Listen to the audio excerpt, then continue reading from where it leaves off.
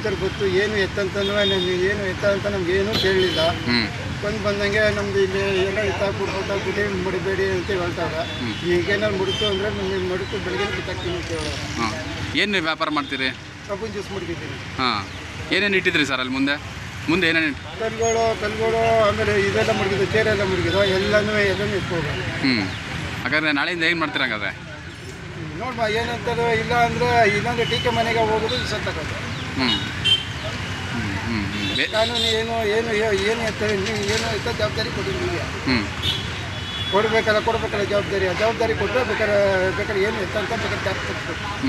ಇವತ್ತು ಇಲ್ಲೇ ಇಡ್ತೀರಾ ಅಥವಾ ಬೇರೆ ಕಡೆ ಏನಾದ್ರು ಇಟ್ಕೊಳ್ತೀರಾ, ಹೇಗೆ ಸರ್? ಬೇರೆ ಕಡೆ ಇದ್ದರೆ ನಮಗೆ ಅಂದರೆ ನಮ್ಮ ತಾಯಿ ಊರು ಇದೆಯೇ, ನಮಗೆ ಇಲ್ಲೇ ಜೀವನ. ಬೇರೆ ಕಡೆ ಇಟ್ಟು ಏನು ಜೀವನ ಮಾಡ್ಕೊಳ್ತೀವಿ?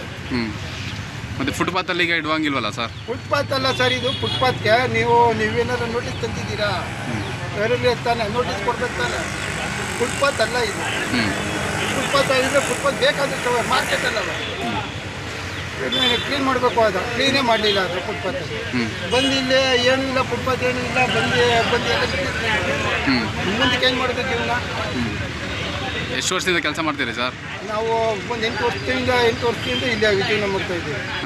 8 ವರ್ಷ ಇದ್ಬಿಟ್ಟೆ ಇನ್ಯಾವುದೂ ಇಲ್ಲ ಜೀವನ. ಈಗ ಮುಂದೆ ಹೆಂಗೆ ಸರ್ ಹಾಗಾದ್ರೆ? ಮುಂದೆ ಏನಾಯ್ತು ನೋಡೋದು.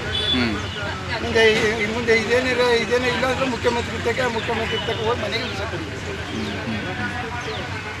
ಅಧಿಕಾರಿಗಳನ್ನ ಕೇಳಿದ್ರಾ ಬಿಟ್ಕೊಡಿ ಅಂತ? ಕೇಳ್ದು ಏನು ಇಲ್ಲ ನೀವೇನೇ ಕೇಳಿದ್ರು ಇದು ಮಾಡೋಲ್ಲ, ಬಿಟ್ಕೊಡಲ್ಲ.